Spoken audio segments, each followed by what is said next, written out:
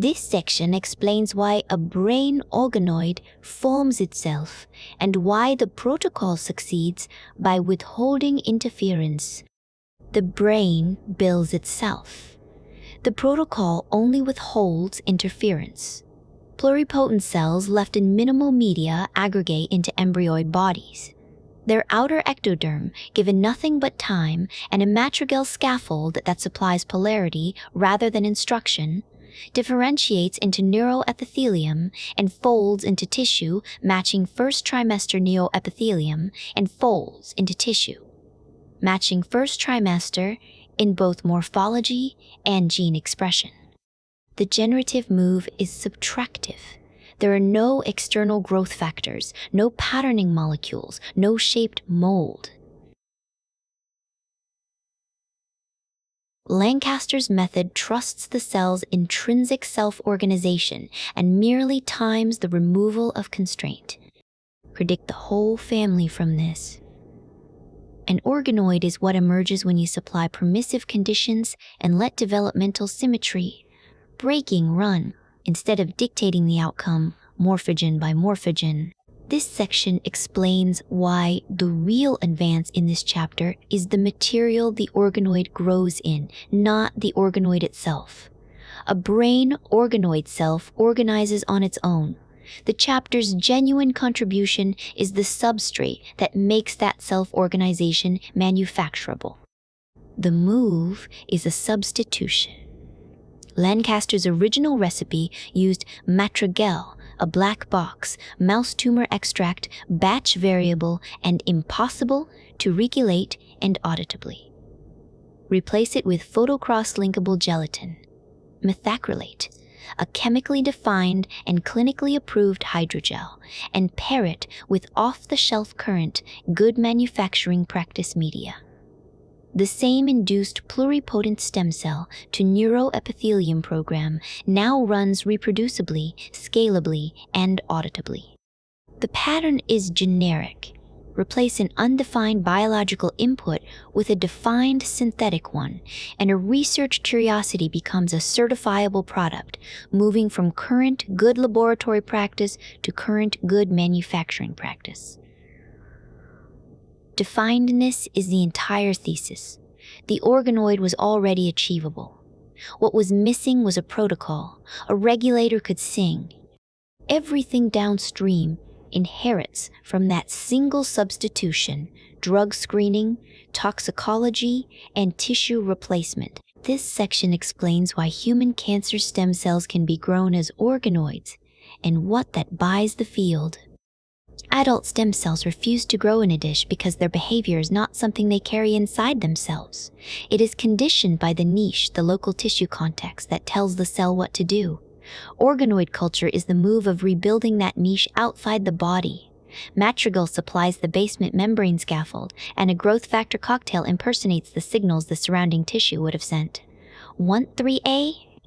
Reconstitute the context, and self-renewal reasserts itself, folding the cells back into three-dimensional structure. The behavior was there all along, waiting for the right surroundings to release it. The real primitive of the chapter is what this buys for the cancer stem cell hypothesis. Once the niche is supplied, organoid forming ability becomes the assay.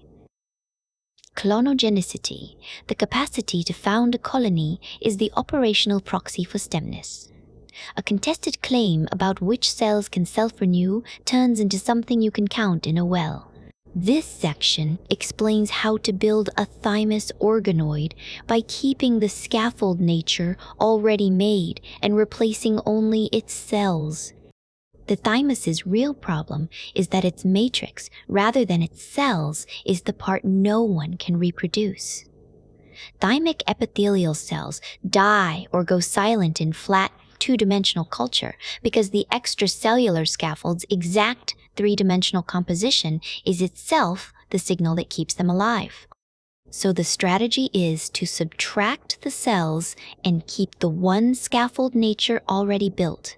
Freeze and thaw shatters the cells with intracellular ice. Detergent lyses the debris. Washing clears it.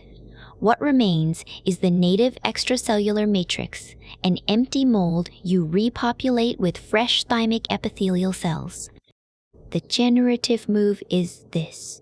When the container is too complex to fabricate, delete its contents and reuse the container.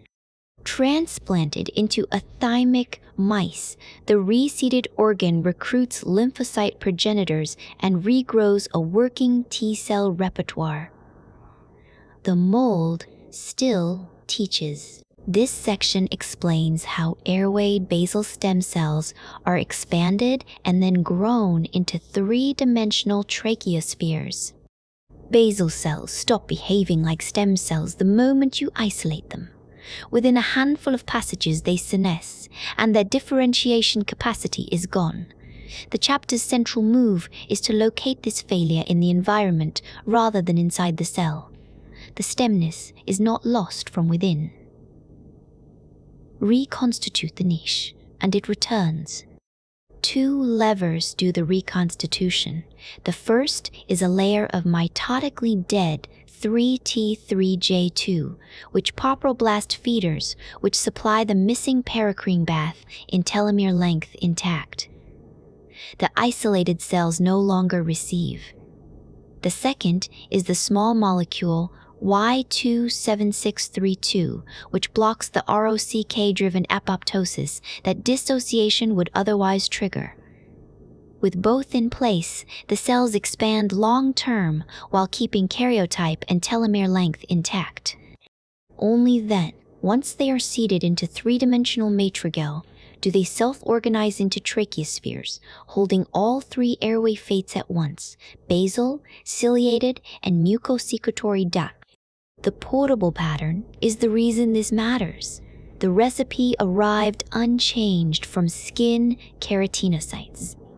Niche reconstitution is substrate, agnostic across epithelia, the same feeders and the same ROCK inhibitor recovering stemness, whether the tissue is skin or airway. This section explains how one primitive, worn twice, carries the whole chapter, reprogramming plus recapitulation. First, the primitive runs in reverse, then it runs forward. The first turn is forced, a forced expression of four Yamanaka factors, OCT4, SOX2, CMYC, and KELF4, collapses an adult fibroblast back up the developmental gradient into an embryonic-like attractor. What sets the cell's fate is which transcription factors are held on, and the cell's own history has no say in it. The second turn runs the same lever forward. To reach lung, you replay the embryo's own itinerary rather than engineering a lung cell directly. Definitive endoderm becomes anterior foregut endoderm, which becomes lung progenitor. At each step, the culture medium supplies the signal that ontogeny would have delivered at that branch. So fate is a landscape. You drive by. Staged signals and the feeder-free media are simply the road made reproducible. This section explains how a single-tongue epithelial cell rebuilds an entire tissue when given the right permissive conditions. A single adult tongue, epithelial cell, dropped into matrigel with three factors, EGF, noggin, and R-spondin. One rebuilds the whole tissue. R-spondin 1 keeps Wnt on to hold stemness. Epithelium, the stratum corneum, and the concentric architecture of a filiform papilla. That is the primitive. The tissue's form is latent in the stem cell, and the gel plus cocktail only grants permission for it to unfold. EGF drives proliferation, R-spondin 1 keeps Wnt on to hold stemness, and noggin keeps Wnt on to hold stemness, and noggin keeps BMP off to allow it. This is the intestinal crypt organoid recipe transposed to tongue. The same three levers regenerate a different organ because the blueprint is carried by the cell itself, while the medium only grants permission. The contrast that reveals the structure is this. Earlier feeder layer and extracellular matrix methods imposed, scaffolding from outside and got only monolayers. Here, the cell self-organizes, so morphology becomes a readout of intrinsic stem cell competence. This section lays out the structural claim behind building a kidney from a single-cell suspension. Shred a mouse embryonic kidney into a single-cell soup, and the cells rebuild the kidney, vascularized glomeruli, filtering nephrons, erythropoietin. That is the whole claim. The renal form lives latent in each cell, carried by the cells themselves, rather than by the geometry of the tissue, so morphogenesis is an attractor that the suspension falls back into once it reaggregates. The chapter's dissociation and reaggregation assay is therefore a decoding test. Mix in foreign cells, human stem cells, and amniotic fluid cells, and watch whether the mouse program recruits them to their correct fate. 2 additions convert the toy into an organ.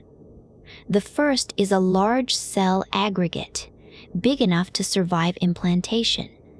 The second is VEGF, to summon host vasculature, since filtration needs blood. The in vivo step does real work here. Without host vessels, the glomerulus cannot filter. This section explains why blebistatin makes intestinal organoid culture so much more efficient. A dissociated intestinal stem cell dies not for want of signals, but from its own machinery. Aptomyosin contractility drives anoikes, the death programma cell runs when it loses anchorage. Blebistatin blocks that program at its motor. Non-muscle, myosin too. The cell survives detachment long enough to clonally rebuild its crypt niche, so both crypts and single LGR5 positive cells seed organoids at far higher efficiency. The chapter's entire yield rides on this inversion. Culture efficiency is won by suppressing a suicide program rather than by feeding growth. It is the same rescue that lets single human ES cells survive. Dissociation. Read one step below ROCEC, directly at the myosin. Structurally, it is identical to the Y27632. The protocol keeps alongside it. This part explains the first structural primitive behind isolating and culturing adult organoids for Cre-mediated gene deletion. A stem cell that knows its address will rebuild the neighborhood. That is the whole move. LGR5 marks the adult gut and liver stem cell, and given a 3-dimensional matrix plus the right niche factors, it self-organizes into a mini tissue that faithfully recapitulates its origin. This is a system sitting between flat 2-dimensional culture and a whole mouse, but manipulable like neither.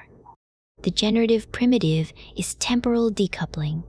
Build the organoid with the gene of interest intact, flanked by LOXP sites, then induce Cre to excise it after establishment. Perturbation is separated in time from growth, so even a lethal deletion becomes studyable. You flip the gene off in a tissue that already exists. This section explains why 3-dimensional culture, not chemical instruction, is what turns embryonic chicken intestine into epithelial organoids. Gut epithelium is the fastest renewing tissue in the vertebrate body, and yet it dies on flat plastic. Drop the identical cells into a matrigal bead with 3 niche signals, R-spondin, noggin, and prostaglandin E2, and within 24 hours they close into hollow epithelial spheres. The variable that does the work here is dimensionality. Geometry licenses the self-organization, and the medium only tunes its rate. The role of this chapter in the book's arc is to show that the mammalian mini-gut recipe transposes intact onto the chicken embryo. The substrate is a choice of availability and economics, and the underlying universal pattern is the same. The tell arrives in Note 8. Embryonic cultures always drag myofibroblasts along with them by way of epithelial mesenchymal transition, and adult cultures do not. That apparent contaminant is a direct readout of embryonic stem cell plasticity. From this, predict the next species.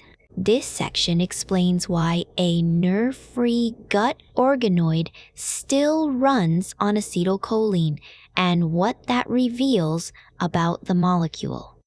Strip a tissue of its nerves and it still speaks in acetylcholine. That is the whole chapter.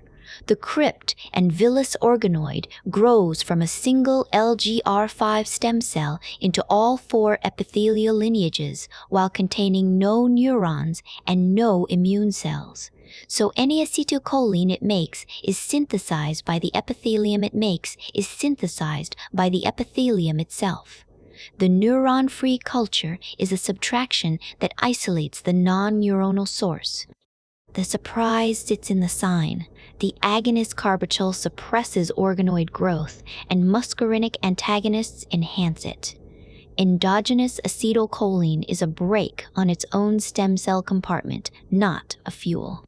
So, a molecule known only as a synaptic messenger reappears as an autocrine homeostat, and the organoid is the assay that could prove it. This part explains how an intestinal organoid is made, and why its shape, not just its cells, is what makes it useful. An organoid is grown from a replayed developmental trajectory. The chapter's move is to feed pluripotent stem cells, the same morphogen sequence the embryonic gut sees in the same order. Activin A drives definitive endoderm, then chirin retinoic acid pattern that endoderm into hindgut, then R-spondin, noggin, in EGF sustain intestinal proliferation.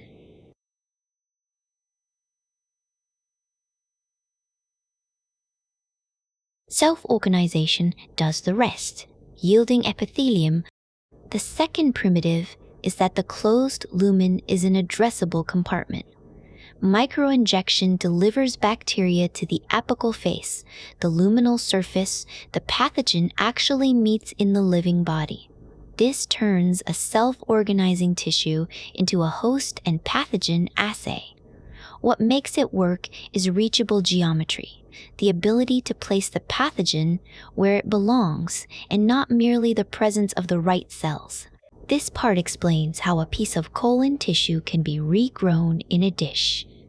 A colon crypt is a self-renewing unit that will rebuild the whole tissue once you hand it its niche. Suspend isolated crypts in a basement, membrane gel, bathe them in the crypt, base signals, Wnt, 3A and R-spondin, and they regenerate 3-dimensional collonoids with realistic microanatomy, no animal required. The move the chapter makes is economic rather than conceptual. Those niche factors are ruinous to buy purified, so you secrete them yourself as conditioned media from engineered feeder lines. That collapses the cost and makes colon tractable, and colon is harder to culture than small intestine, which is why most labs avoid it. The generative pattern is this. A stem cell niche is a recipe of diffusible signals. Reproduce the recipe and the architecture self-assembles.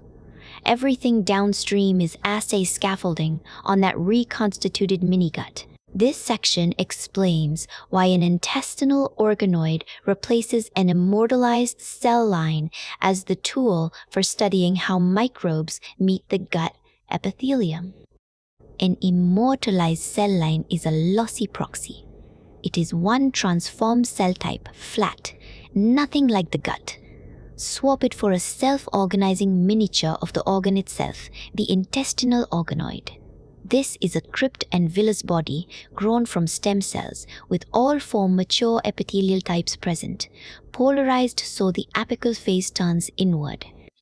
Now the readout is the organ's own response to bacteria, and especially the stem cell's response. The lever is a titrated ladder, first bacterial products, then dead bacteria, then living commensals or a pathogen like listeria. Each rung isolates a finer layer of the interaction. The apical inward geometry forces the surprise. To reach the epithelium physiologically, you micro-inject the lumen. Fidelity is bought by rebuilding the organ, not by modeling it. This section explains why the intestinal enteroid became the tool that finally opened intestinal lipid metabolism to study. The intestine resisted mechanistic study because the tissue self-destructs on isolation. Primary enterocytes die within a day. CACO2 is the wrong cancer, and averted sacs cannot be manipulated. Every conventional handle on the tissue fails. The enteroid dissolves the problem by refusing to culture the tissue at all. It cultures the crypt's LGR5 positive stem cell, whose native renewal presenting the apical face, entire differentiated epithelium in three-dimensional matricle. The organ's own self-replacement engine becomes the assay. A degrading tissue is converted into a self-sustaining, physiologically oriented Wendow's coup. This is why it works for lipid metabolism. The enteroid absorbs micellar fat across its luminal surface and secretes chylomicron-sized particles you can harvest directly, recovering the in vivo function no monolayer ever held. This art explains how cancer becomes something you build rather than something you find. An organoid is normal human gastric tissue reconstituted in 3 dimensions with native architecture and native cell diversity left intact. CRISPR installs a defined malignancy follows, a crass G12D gain, a p53 loss, the APC, TP53, and SMAD4 deletions. This converts a descriptive model into a constructive one. You specify the mutation parts, list, then read out whether malignancy follows. Orthotopic transplantation closes the proof. The edited organoid must engraft in its own stomach niche and raise a tumor, showing the edit set is sufficient in the real microenvironment, not merely correlated with it. The primitive is sufficiency by construction. Normal substrate plus a minimal specified perturbation yields disease on demand. This section explains how a single intestinal stem cell rebuilds a whole crypt in a dish, and why that works. Start by chelating away the calcium and magnesium that cement the tight junctions between intestinal cells. Shake the tissue, and whole crypts fall free at a scale no dissection could ever reach. Drop those crypts into laminin-rich matrigel, bathed in 3 signals, R-spondin, noggin, and EGF. The resident stem cell, marked Elgar 5 positive, then rebuilds the entire crypt, 5 positive, then rebuilds the entire crypt. Villus architecture by itself with no scaffold. That is the chapter's whole claim. Hand the stem cell its niche and morphology follows on its own. The gel is inert. It holds the tissue in 3 dimensions, but it shapes nothing. Supply the exact molecular context the cell read in vivo, and form regenerates from a single cell. Starve one factor, or let the organoid grow past 500 micrometers without splitting it, and it bursts. The protocol is the minimal recipe for returning a cell. This section explains why some viruses seem impossible to culture, and what human intestinal enteroids change about that. A virus that supposedly cannot be cultured is usually just a virus with no host cell in the dish. Human norovirus resisted every immortalized line for decades. For a long time, the effort went into finding a cleverer line. The answer turned out to be the actual epithelium. Enteroids grown from crypt stem cells, carrying all the differentiated intestinal cell types and their segment identity. Give the pathogen its native substrate and its own tropism does the rest. Rotavirus infects once you differentiate the culture. Norovirus infects once you add bile, the cofactor present in the living gut that the dish was missing. The primitive is this. Fidelity comes from rebuilding the tissue itself, giving the pathogen its native substrate, rather than coaxing it into a convenient proxy. Cultivability is a property of the match between substrate and tropism. It lives in that pairing, not in the virus alone. This section explains why a flat sheet of cancer cells is the wrong tool for studying how bacteria attack the gut and what to use instead. A cancer cell monolayer is convenient, but the wrong shape. It never rebuilds the differentiated cell census. A real gut presents to a microbe the enterocytes, the goblet cells, the enteroendocrine cells, the Paneth cells, nor the tight junction barrier that seals them together. So any infection such a sheet reports is an artifact of the structure it is missing. The chapter's whole move is to swap the substrate for one that self-organizes back into that structure. Crypts isolated from murine intestine, seated in matrigel under EGF, noggin, and R-spondin, YoDF, noggin, and R-spondin regrow the full epithelial repertoire. Salmonella colonization then becomes visible as genuine invasion and genuine masion and genuine masion. Here is the generative primitive.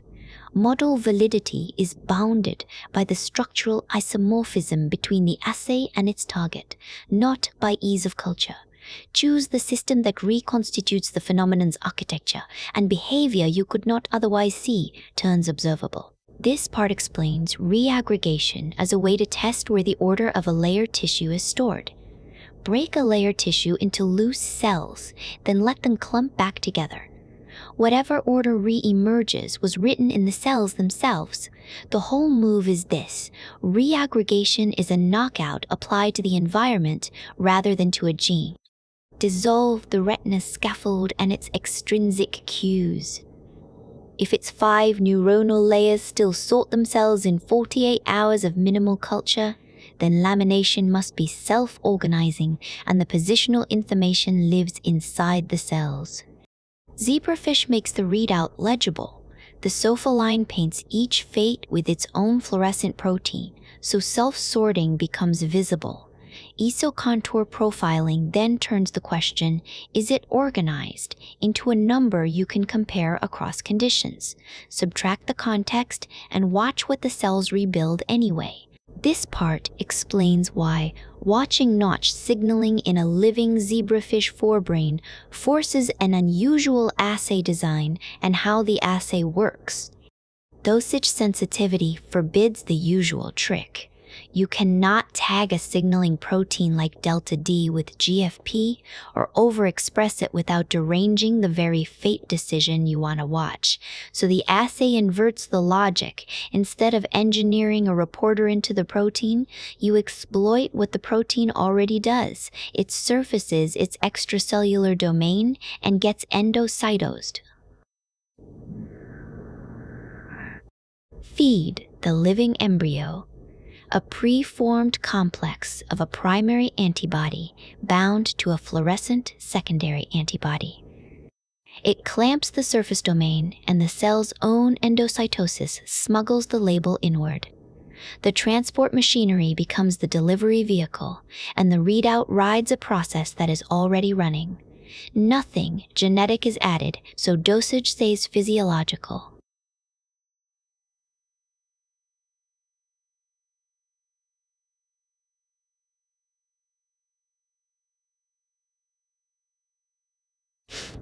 The boundary states the pattern exactly.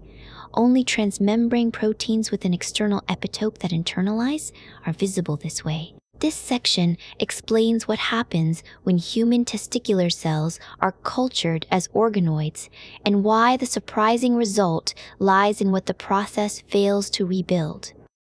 Drop a disaggregated single-cell suspension of human testis into culture, and it reassembles into a mini organ with or without a scaffold beneath it.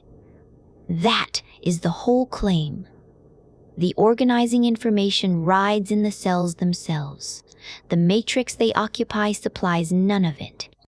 Scaffold, free and scaffold-based organoids secrete the same hormones and cytokines, so the natural testis scaffold is dispensable. Autoassembly alone suffices.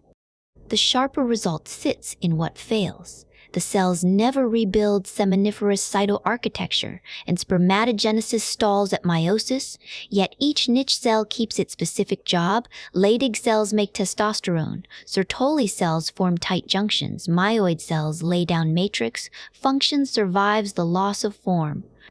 The protocol exists to reach human in vitro spermatogenesis by exploiting self-organization rather than engineering structure.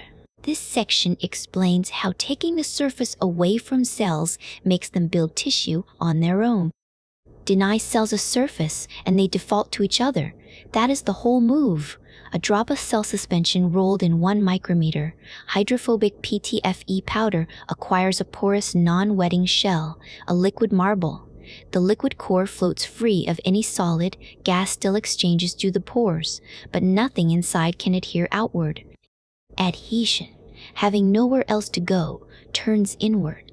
The cells coalesce and self-organize into 3-dimensional spheroids with no scaffold, no matrix, no patterning cue supplied. Geometry alone substitutes for the niche. The container is the morphogen.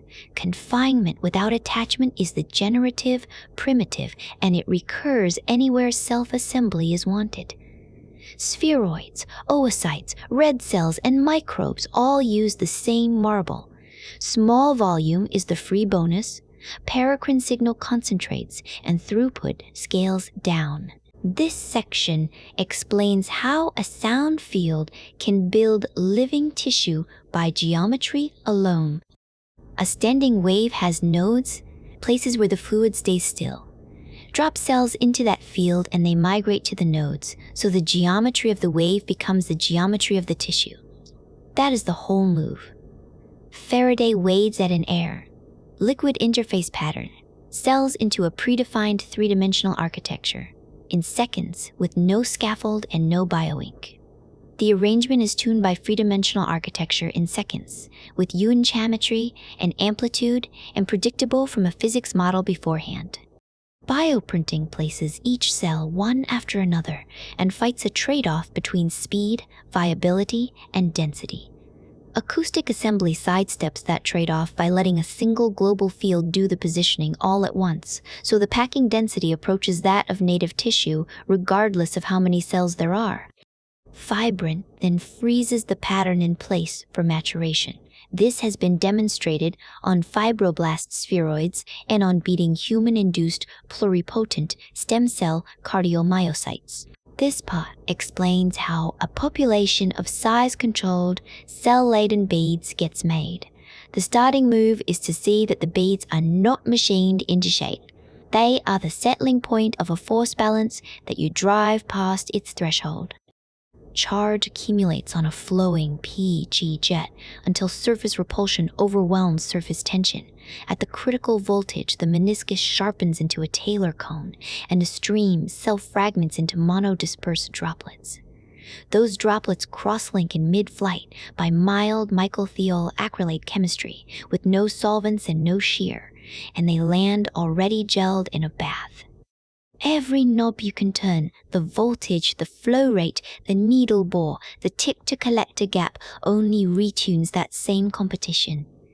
That is why the whole population lands in the 70 to 700 micrometer range at low variance. The primitive to carry away is this. Whenever a field can charge a liquid surface faster than tension can hold it, dispersion is free. You tip the instability, you do not cut. This section explains how a piece of surgical gut tissue rebuilds itself into a working epithelium in a dish. Hand a surgeon's leftover gut tissue. The force signals a crypt normally whispers to its base. Wnt3A, R spondin, EGF, and noggin. suspend it in matrigel, and the LGR5 stem cells rebuild the whole epithelium unsupervised. That is the entire move. The organ was never assembled top-down. It is the entire move. The organ was never assembled top-down. Strip the tissue to its resident stem cells, reconstitute the niche chemically, and the same attractor reasserts itself in a dish, a gastroid from stomach, a colonoid from colon, differing only in which growth factors the source epithelium demands. You do not construct the organ, you restore the conditions under which it constructs itself. This section explains where a cancer organoid drug sensitivity assay gets its validity. A cancer organoid earns its place by what it preserves, the tumor's somatic variant spectrum and its three-dimensional architecture. Two-dimensional cell lines silently collapse both of these, flattening the tumor down to a growth-selected aggressive subset. Given that fidelity, the assay itself is almost trivial. You seed organoids in 3084 wells, dispense an acoustic dilution series of each drug, and read ATP luminescence as viability. Then you fit the dose response curve to an IC50 and an AUC. The chapter's real claim lives upstream of the pipette. Measurement validity is inherited from substrate representativeness, so the sane gene-to-drug association that guides a patient falls out only because the model still carries that patient's genome. This section explains what an erratum for a cancer organoid drug assay protocol actually records. An erratum here corrects nothing scientific. It records that the protocol titled Drug Sensitivity Assays of Human Cancer Organoid Cultures was relicensed to open access under the Creative Commons Attribution 4.AZO license. No method changed, no result was retracted, only the access terms. The structural primitive is the split between a work's content and its distribution license. The same experiment can be republished verbatim under freer terms, and the literature marks that move with a citable stub of its own. This one carries no organoid biology to extract. It is a legal correction wearing a chapter number. There is nothing to compress here. Read the parent, chapter 28, for the assay itself. This part explains why a single erratum earns a full chapter heading and what that teaches about the corpus rather than about biology. This is an erratum, not a chapter, and the one structural fact worth carrying is that it is one. The 2016 protocol for growing chicken intestine, epithelial organoids in 3 dimensions shipped with 2 mislabeled day markers. A figure panel stamped 4D that should read 3D, and a caption naming days 2, 3, and 5 when the cultures were actually shot on days 1, 2, and 5. The science is untouched. Only the timestamps on the images were wrong. What this teaches is a property of the corpus, not of biology.